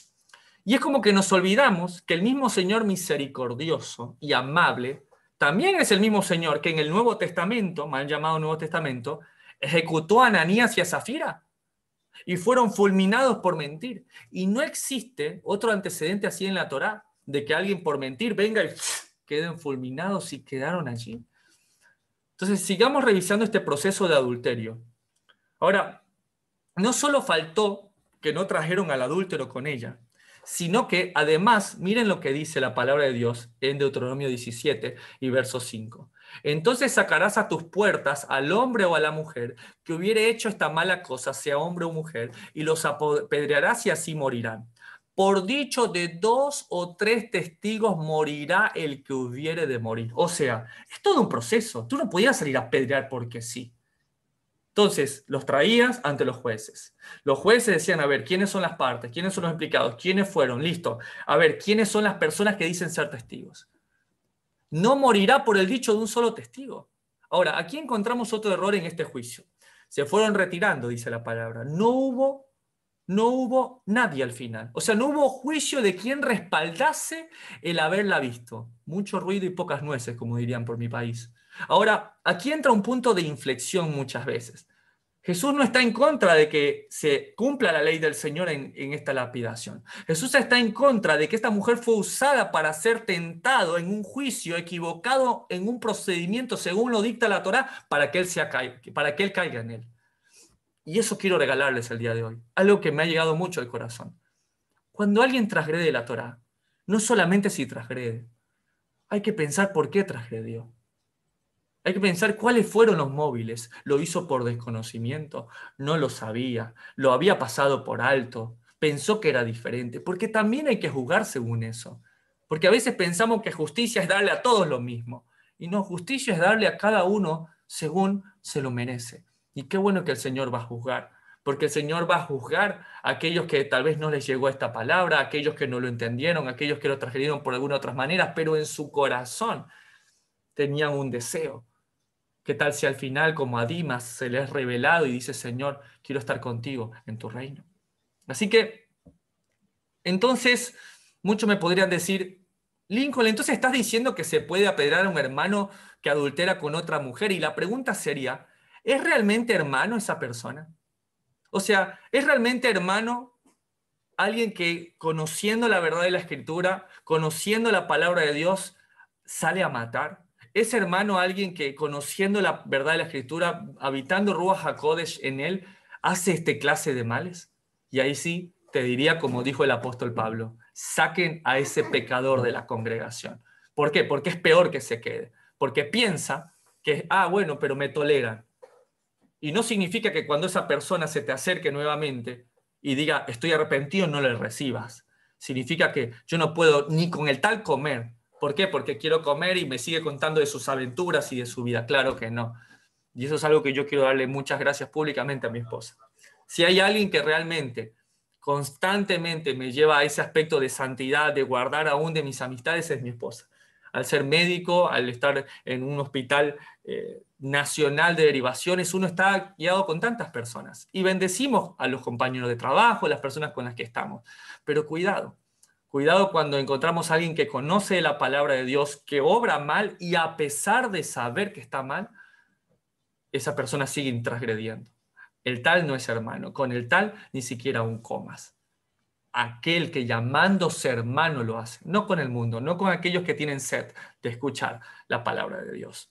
Y de hecho, mira lo que dice Colosenses capítulo 2, que me gusta mucho. Dice, verso 14, anulando el acta de los decretos que había estado contra nosotros, nos era contraria, quitándola de en medio y clavándola en la cruz. Y despojando los principados y las potestades, los exhibió públicamente, triunfando sobre ellos en la cruz. Ahora, ¿qué significa esta acta de decretos? Porque muchos dicen, ahí está, agarró la ley y la clavó y la eliminó. No, el acta de decretos o el Sefer Disartaf en arameo, es un rollo que estaba en el templo, ¿no? Que estaba colgado, que tenía los pecados capitales con pena de muerte, ¿sí? Que estaba relacionado directamente con estos pecados. Ahora, que lo haya quitado no significa que ahora podemos adulterar, matar, robar. Significa que la escritura ahora se cumple plenamente en nosotros cuando dice, no adulterarás, porque no adultero.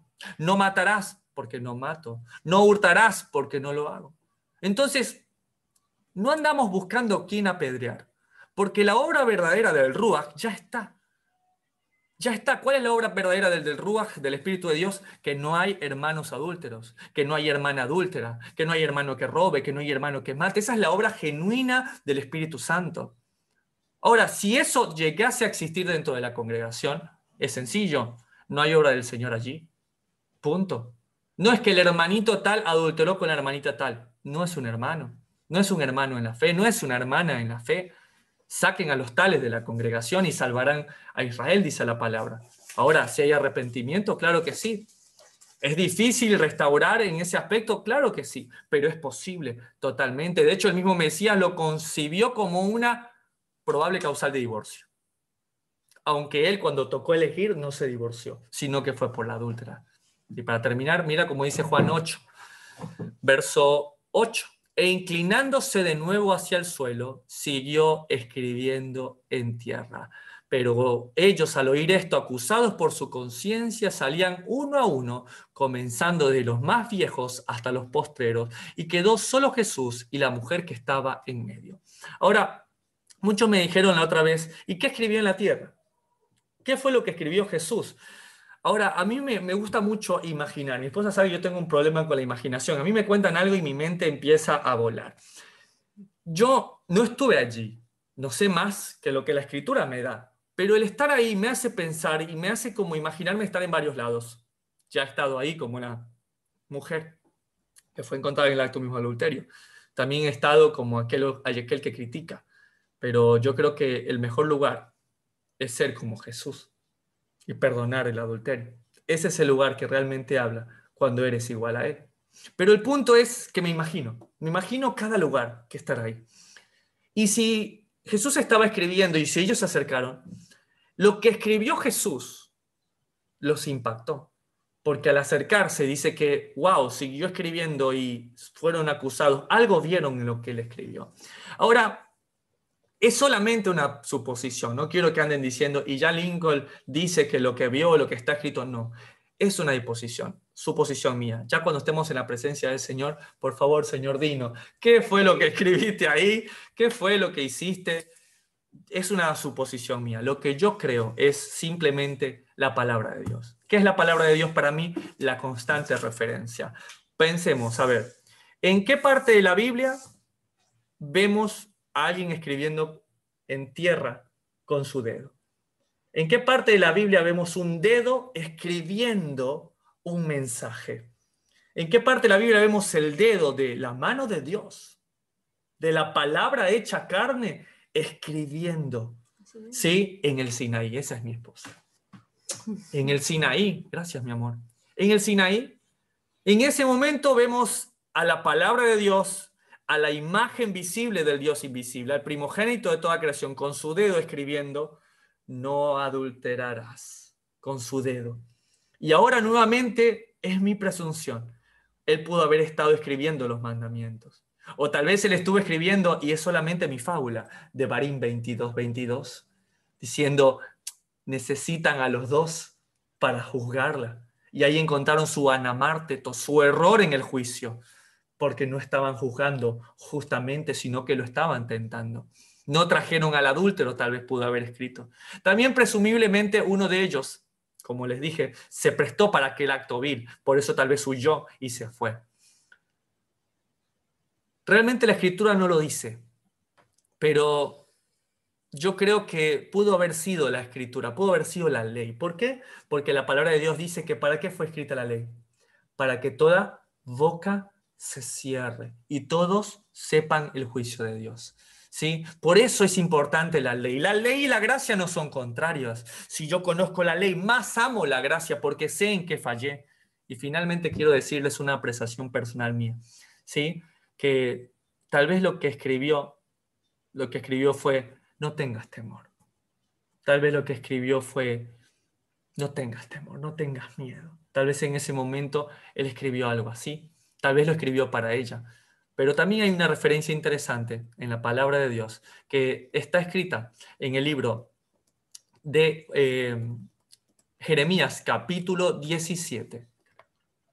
Dice en el verso 13, oh Señor, esperanza de Israel, todos los que te dejan serán avergonzados y los que se apartan de mí serán escritos en el polvo. Lo más probable, querida familia, es que también pudo haber escrito Jeremías 17:13, ¿sí? El punto es que tal vez no lo sabremos, pero sin lugar a dudas yo creo que eso, lo que escribió, fue lo que impactó a estos hombres. Continuando y finalizando con esta parte, recordemos lo que dice el maestro en Juan capítulo 8 y verso 10. Enderezándose Jesús y no viendo a nadie sino a la mujer le dijo, mujer, ¿dónde están los que te acusaban? ¿Ninguno te condenó? Ella dijo, ninguno, Señor. Entonces Jesús le dijo, ni yo te condeno, vete y no peques más. Y ya lo leímos. Por el testimonio de uno no se podía condenar. Pero muy aparte de ser muy pragmáticos con el aspecto escritural, aquel que pudo juzgarla no lo hizo. Aquel que pudo condenarla no lo hizo. Tal vez porque conocía mucho más y porque conoce mucho más del contexto de cada uno. A veces toda la vida es esto y lo que nosotros juzgamos es este pedacito. Pero él va a juzgar justamente porque él lo conoce todo. Se quedaron solos. No hubo testigos. No se podía cumplir el peso de la Torá. Existen muchas veces corazones duros que no se conmueven con esta escena de perdón, con esta escena de decir, yo no te condeno, vete y no peques más. Muchos le llaman a esto de lo que yo hablo romanticismo, emociones. Algunos dicen que todos estos argumentos se dan, pero yo creo que se dan hasta que no estás en ese momento, hasta que no te toca, hasta que no eres tú el que eres sorprendido en el acto mismo del adulterio, hasta que no eres tú sorprendido en el acto mismo de la pornografía, hasta que no eres tú sorprendido en el acto mismo de la mentira, en el acto del adulterio como este.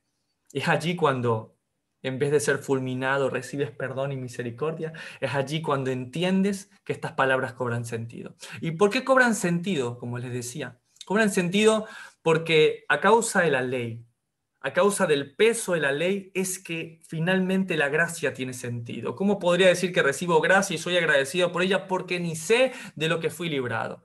Y no fui librado para condenar más, no fui librado para pecar más, no fui librado para seguir pecando y adulterando. Recibí gracia para no hacer lo mismo. Y a esta mujer le dicen, yo no te condeno, vete y no peques más. ¿Y qué es pecado? Transgresión de la ley del Señor. Entonces, ¿cómo puede ser que alguien te diga, no, es que tú andas guardando la ley? Más vale que estoy guardando la ley. Más vale que no quiero adulterar. Más vale que no quiero robar. Más vale que ya no quiero mentir. Más vale que no quiero hacer eso. Ahora esta mujer se encontró cara a cara, con la cara del amor, con la cara de la misericordia. Porque es la mejor forma de curar el pecado. ¿Lo sabías? Proverbios 16, verso 6 dice, con misericordia y verdad se corrige el pecado. Si no vas a corregirlo con misericordia, no corrijas, hermano. Es que ahora le voy a decir, porque la Torá dice, acá dice, si no es con misericordia. ¿Y qué es misericordia? Amor que actúa, amor que no se cansa, amor que da el pago que el otro no merece. No merecía el bien, pero yo se lo doy. Y verdad. Hay un comentario rabínico que le comentaba a mi esposa. Decían que muchas veces cuando, esto está en el Talmud, no está en la Biblia, pero dice que cuando se acercaban a la lapidación, mientras el hombre era llevado a ser apedreado, uno le predicaba. Un hombre que era encontrado en un acto vil, que no se arrepentía, lo llevaban. Dice que muy aparte de que se arrepintiese o no, uno le iba predicando antes de morir, cuando era condenado. Y qué increíble, que aquel que predicaba era el único que no tenía el valor de echar la piedra. Y es importante esto, con misericordia. Y también con verdad, claro que sí, se corrige el pecado. Atención, padres. ¿Tenemos que corregir con la verdad? Sí, claro que sí, pero también con misericordia. También con ese amor a ese niño. Porque ¿sabes qué? Cuando le ponemos solamente verdad a nuestros hijos, ese peso es muy grande. Cuando tu hijo dice, mamá, ya limpié la habitación, mira el cuarto, y cuando vas está hecho un desastre, ay, esto está hecho un desastre, mira esta cama toda desordenada, esto no es orden. En vez de eso, con misericordia, decirle, mira, muy bien, pero te faltó esta puntita, ven que lo hacemos juntos. Mira, te faltó este juguete. A veces somos dados a eso, andar mirando la verdad solamente, pero nos olvidamos de la misericordia. A veces tenemos que saber sazonar nuestras palabras. A veces es mejor hablar lenguas humanas, lenguas de amor que lenguas angelicales. A veces es mejor hablar un lenguaje de misericordia que el hebreo, que el griego, que el arameo. A veces nos olvidamos de eso, que la misericordia y la verdad corrigen el pecado. Y para terminar este tema del adulterio, quiero comentarles algo que pasa en Números capítulo 5. Este es el apartado donde se habla qué pasa cuando hay sospecha de adulterio. Dice en el verso 17, luego tomará el sacerdote el agua santa en un vaso de barro, tomará también el sacerdote del polvo que hubiera en el suelo del tabernáculo y lo echará en el agua. Y hará el sacerdote estar en pie a la mujer delante del Señor y descubrirá la cabeza de la mujer y pondrá sobre sus manos la ofrenda recordativa, que es la ofrenda de celos. Y el sacerdote tendrá a la mano las aguas amargas que acarrean maldición. 22. Y estas aguas que dan maldición entren a sus entrañas y hagan hinchar tu vientre y caer tu muslo. Y la mujer dirá, amén, amén. El sacerdote escribirá estas maldiciones en un libro y las borrará en las aguas amargas. Dentro de la tradición se enseña que el nombre del Señor estaba escrito en este papel que se ponía justamente en esta agua, de este hombre que sospechaba que su mujer le había sido infiel, pero no podía probarlo. Entonces le hacían tomar esta agua y colocaba un poco de tierra del templo y algunas cosas más. Y si la mujer lo bebía, ¿sí? Y vivía, ¿sí? Y era mucho más fructífera, significaba que no había sido infiel. Y que si esta mujer al beber la bebida, sus intestinos literal explotaban, eran porque había mentido. Ahora, algo interesante dentro de la tradición que me llamó la atención es que se escribía el tetragramatón, el Yud Hei Vav Hei, dentro de ese papel. Y al ponerse en el agua, se borraba y se bebía. Y hubo un concepto que me impactó mucho. Decía que dentro de este pensamiento rabínico, y era que Dios estaba dispuesto hasta a borrar su nombre, con tal de que permanezca la paz en el hogar. Era con tal de mantener el amor entre un hombre y su esposa, entre el núcleo familiar, entre el shalom bait, entre la paz en el hogar. Dios permitía que su nombre en ese papel sea borrado, con tal de que ese matrimonio se perdurase. Y a mí, la verdad que me llama mucho la atención, ¿sí? Y cada vez que pienso en esta escena de estas aguas amargas, me acuerdo mucho del Mesías. Me acuerdo de su padecimiento en la cruz del Calvario. Me acuerdo, de hecho, de cómo aún el nombre del Mesías, ¿sí? Dentro de los círculos rabínicos judíos, se les llama Yeshu. Yeshu significa que su nombre se ha borrado, ¿sí? Porque han querido borrar su nombre a toda costa, aunque no han podido. Y cuántas cosas más no han querido hacer. De hecho, no sé si ustedes lo sabían, pero en la cruz del Calvario existía un letrero que mandó a poner Poncio Pilato, ¿no? Que aquí en hebreo dice justamente en hebreo, lo van a ver en griego y lo van a ver en latín. Yo sé que muchos de ustedes lo han escuchado como el INRI, ¿no? ¿Sí? Como justamente. Pero realmente algo que a mí me llamó mucho la atención de este letrero, es lo que justamente les escandaliza a los principales. Vayan conmigo a Juan 19, que dice así. Escribió también Pilato un título que puso sobre la cruz, el cual decía, Jesús Nazareno, ¿sí? Rey de los judíos. Y muchos de los judíos leyeron este título porque el lugar donde Jesús fue crucificado estaba cerca de la ciudad y el título estaba escrito en hebreo, en griego y en latín, lo que acabé de decirles. Dijeron a Pilato, los principales sacerdotes de los judíos, no escribas rey de los judíos, sino que él dijo, soy rey de los judíos. Respondió Pilato, lo que he escrito, escrito está. Lo que he escrito, escrito está. Y lo que él escribió que fue Jesús Nazareno. Yeshua Hanotzrin, ¿sí? Bemelech ha-Yehudi. ¿Sí? Jesús Nazareno, rey de los judíos. Ahora, ¿qué pasa cuando nosotros tomamos la palabra en hebreo? Lo que acabamos de ver acá. Yeshua Hanetzarim Bemelech ha-Yehudi.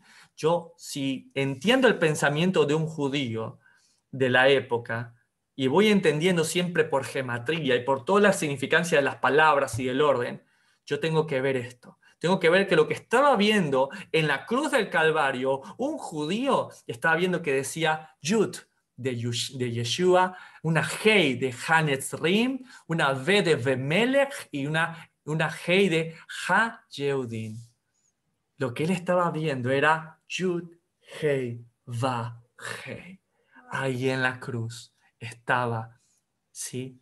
Estaba Dios mismo en forma de carne muriendo por la amada. Yeshua Hanetzrim Vemelech ha-Yehudim, Yud Hei Vahei. Cuando vieron esto, se impactaron. No, cambien el nombre. No puede decir eso porque las iniciales son el tetragramatón, la palabra de Dios. Y mira lo que dice Juan 19, verso 28. Después de esto, sabiendo Jesús que ya todo estaba consumado, dijo, para que la escritura se cumpliese, tengo sed. Y estaba allí una vasija llena de vinagre, de una agua amarga.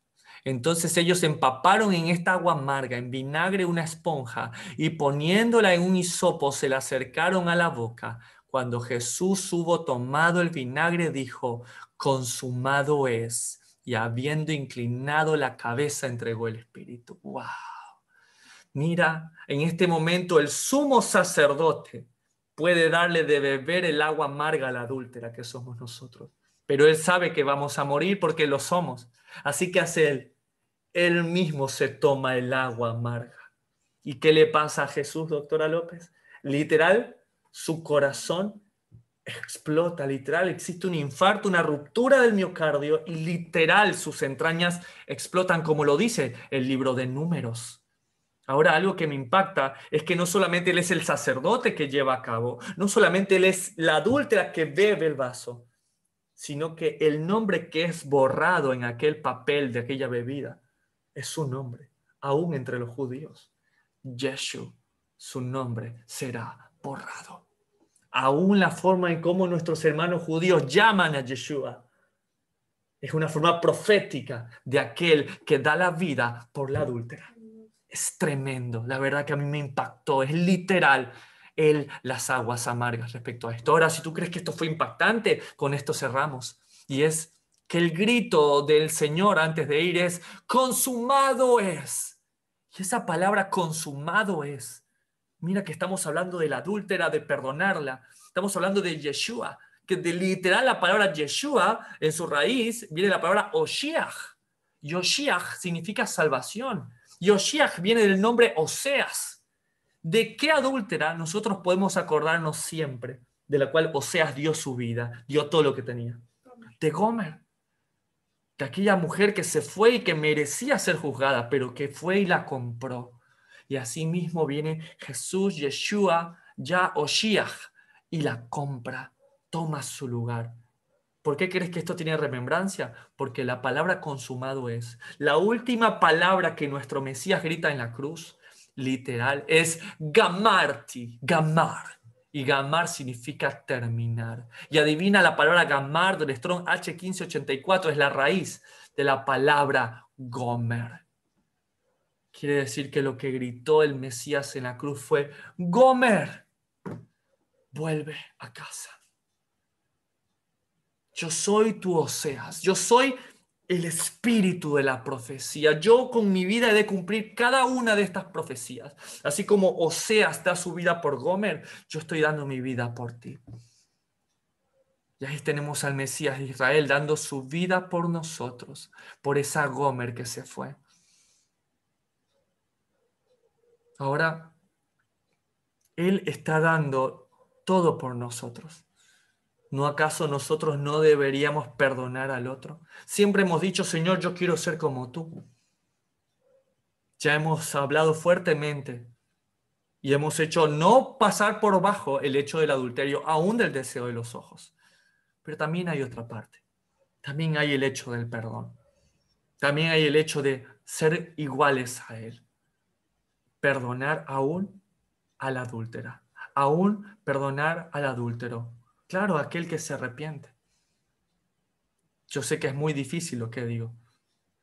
Aquellas personas que lo han padecido, tal vez es muy sencillo cuando lo habla otra persona. Pero yo no te estoy hablando como Lincoln Mendoza. Hoy soy el siervo del Señor que te dice, así como Jesús dijo, yo perdoné tu pecado. Yo perdoné tu adulterio. ¿No deberías perdonar a otro como yo te perdoné a ti? ¿No deberías hacer lo mismo que yo hice por otro? Y ese es nuestro reto del día de hoy. Perdonar al adúltero. Y también que el adúltero se sienta perdonado. También ese Pedro que le preguntan, tú me amas y yo te quiero, y yo te quiero, y yo te quiero. Y un Jesús diciéndole, tú me amas, bueno, por lo menos me quieres. Ese Jesús que perdona al adúltero, que perdona al adúltero. Que sea esa nuestra tarea, decir, voy a comenzar. Voy a perdonar a mi hermano, a mi hermana, a mi esposo, a mi madre, a mi padre, por haberme faltado. Finalmente quiero terminar con un consejo que alguien me pidió. Y es, el adulterio no se cura con la idea de dejar de adulterar. El adulterio se cura amando, pasando tiempo, mirando lo importante, volviendo a tener tiempo juntos, volver a tener tiempo de intimidad. Y por eso hoy me quedo acá con mi esposa al lado para hablar y cerrar de este tema, ¿no? Y le pedí a ella, que siempre está aquí, pero que hoy estuviera más cerca que nunca, porque creo que eso es lo que le da valor a las palabras, ¿no? Cuando somos moralmente correctos para decirlos. Y que cada jueves nuestro de compartir juntos como pareja, cada momento que pasamos, es lo que nos evita de adulterar. El adulterar no es no tengo que adulterar, el adulterar es para poder ser libres de ello es miro lo importante, me dedico a la persona que es importante para mí, la amo, paso tiempo con ella. No sé si tú te acuerdas, pero un colega del hospital me preguntó y me dijo, Lincoln, ¿cómo haces para estar casado tanto tiempo con la misma si yo voy por mi tercer matrimonio, o tercer o cuarto matrimonio? Y yo le dije algo, le dije, ¿qué pasaría si en el mundo quedara solamente una mujer y fuera la tuya? Y él muy honestamente me dijo, ay, yo la cuido, nadie, no la saco, ni que ni me la vean. Bueno, por eso ustedes ven que a mi esposa ni la saco, la tengo guardadita. Además, a ella le gusta, ¿no? A ella le gusta vivir así. Algunos dicen, el hermano Lincoln no la saca. Bueno, es que a ella le gusta, ella es feliz así, pero digo, es mía, me pertenece, hay un mandamiento de exclusividad entre los dos. Por eso existen los grupos de hombres en Ser Sansón No Basta, los grupos de mujeres de oración, por eso las consejerías son divididas, porque somos exclusivos ella y yo. Y esa es la mejor cura para el adulterio, el tener un buen matrimonio, el dedicarle tiempo, el entender que las emociones son el combustible del matrimonio, del amor. ¿Sí? Porque el amor nunca deja de ser. Si en algún momento hay divorcio u otra cosa, es que ya no te amo. Eso nunca fue amor, porque el amor nunca deja, el amor es un pacto, el amor nunca deja de ser. Y así vivo. Y quiero hoy, delante de la comunidad aquí, darle gracias a mi esposa. Creo que esta semana estuvimos de vacaciones y estuvimos recordando en tiempos intensos de intimidad en una hermosa cabaña frente a un lago, adorando hasta las altas horas de la noche, teniendo tiempo juntos. De hecho, le escribí algo para ella también que les voy a compartir en un momento. Pero digo, es importante eso, fomentar en la pareja esos momentos de intimidad, de romanticismo, a pesar de que hayan pasado 10 años, amor. A pesar de 10 años de este día, y se los quería compartir porque ustedes son mi familia. Hace 10 años que ustedes me ven con esa sonrisa tan feliz de recibir a esa mujer que está ahí, que es mi esposa, la cara de desconfiado que está de mi suegro, pero ya me quiere mi suegro. Es como un padre para mí, pero me confió su más preciado tesoro. Y ahí está, quiero darte las gracias por haberme amado, por haberme cuidado, aun cuando yo nunca supe hacerlo contigo. Quiero pedirte perdón por todos mis errores como hombre y porque nunca me negaste esto. Esa sonrisa agradable, esos ojos amables, el dejarte guiar siempre por mí, el honrarme. Quiero pedirte perdón por si en algún momento mate tus ilusiones, tus esperanzas, tu confianza. Perdóname por tantas cosas. Yo sé muy bien que en estos 10 años, tal vez yo no he sido el hombre perfecto para ti, pero tú sabes que es mi promesa el llegar a ser el hombre perfecto para ti, porque realmente te amo.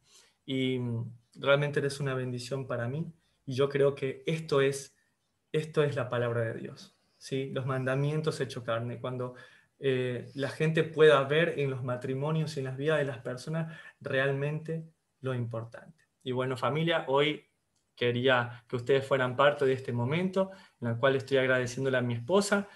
Yo no soy cantante, pero estoy motivando a los hombres a que vayan un paso más allá, que salgan de su lado de confort y que creen algo para su esposa en algún momento. Así que compuse una canción para mi esposa, así que bueno, les invito a que sean parte de este momento. Una canción que hice con mucho gusto para ella, de hecho se la canté en un tiempo de intimidad que estuvimos solos, pero ahí va esta canción que compuse para mi esposa y los motivo a los varones que no se estén enfocando en no adulterar, que se enfoquen en amar y en compartir con su esposa.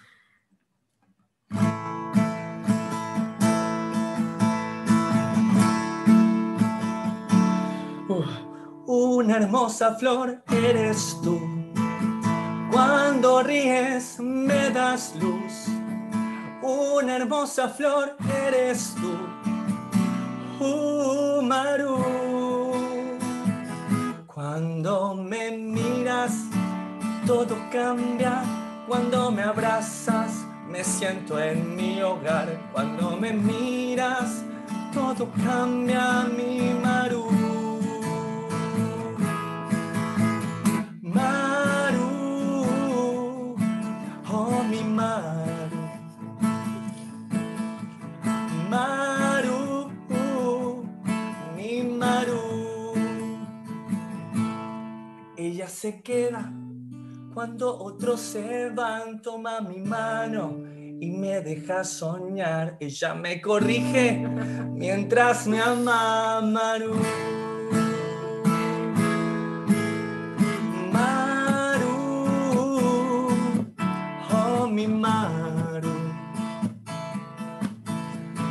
Maru, mi Maru. Te amo, mi amor, y gracias por estos 10 años. Gracias por haberme enseñado lo que es el amor de verdad y que el Señor me dé la vida, la inteligencia de honrarte a ti hasta el final, porque tú eres mi mayor ministerio. De verdad, gracias por tanto. Gracias por perdonar mis ofensas. Gracias por demostrarme y ver a Jesús en tu vida. Te amo mucho, mi amor. Gracias. Esto ha sido Devarim, Deuteronomio, el libro más citado por el Mesías de Israel. Nos vemos la próxima semana. Que el Señor me los recontra bendiga. Shabbat, Shabbat Shalom.